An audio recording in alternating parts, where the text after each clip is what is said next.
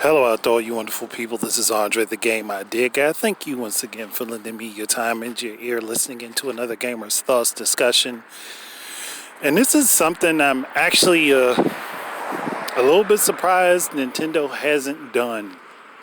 And it's kind of odd to me that they haven't done it because they have literally the perfect gaming device for it, but they haven't done it at all.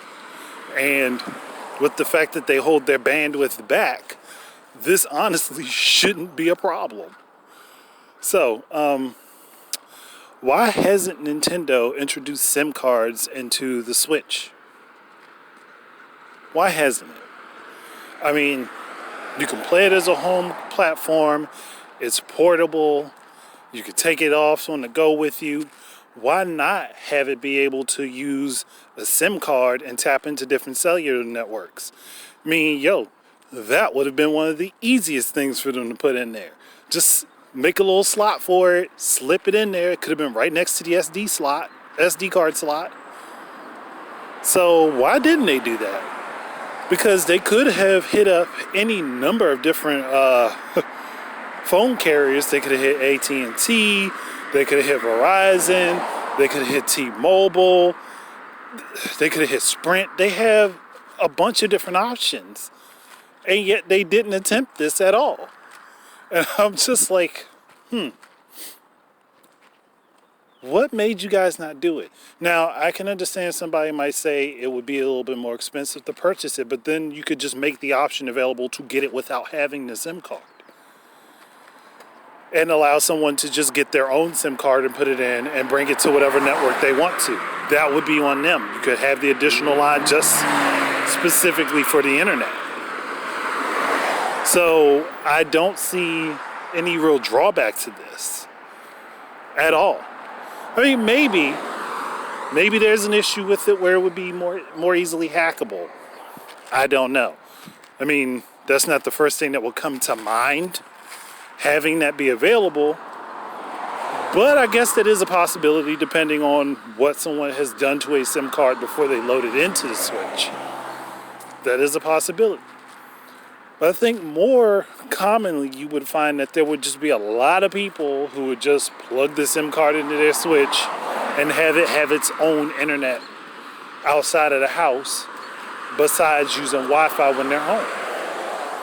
That would be the main reason somebody like me would use it, and a crap ton of people would use it. So I just wonder, why wasn't that something that they included? It's like that was I can't say it was an oversight because it was something that they left off intentionally. But at the same time, the fact that the Switch and Nintendo's online services use a very low bandwidth, it wouldn't have made a difference. They could have actually put a SIM card in the system and allow people to run their Switches online outside. I mean, maybe it was also a power consumption issue, because that could be it. Because it might use more power. But again, I don't know if that would be that big of a difference. I mean, I think that would be negligible, to be honest. So I'm still sitting here just like wondering, why didn't they do that? I mean, because it's more of a pain in the butt to people to have to tether their Switch to their phone to get internet access for it when they're outside. Like, it's more of a pain in the butt to do it, even though, yes, that is a factor that you can consider. But it would be better if it was just getting directly sent to the device.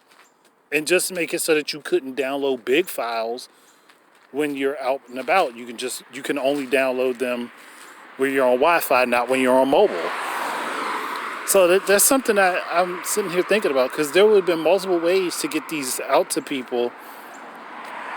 Where especially if they made a deal with a specific carrier and they could have the phone on that particular carrier's network.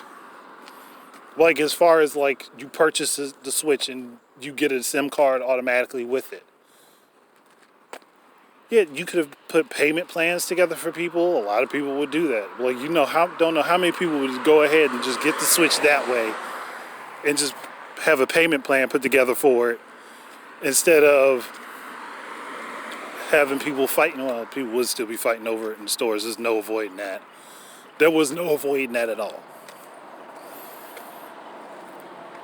But I think that would have just opened up a lot more options for people. And especially if you were a heavy online game player, but you couldn't just sit in front of your TV all the time, opens up the market for you. Plus, with a lot of the full-fledged games that are on the Switch and being portable and having mobile online connectivity, oh, come on, you've got to know that that would bring a lot of people over from smartphone games. I mean, yes, there are some very compelling smartphone games, but none as compelling as like the console quality stuff. And yes, you can say that there are some older console quality games on mobile, but they're older. They've been passed by newer technology, so that's not a shock. I don't know. To me, it's a missed opportunity, and it's something that I would hope that with their next platform,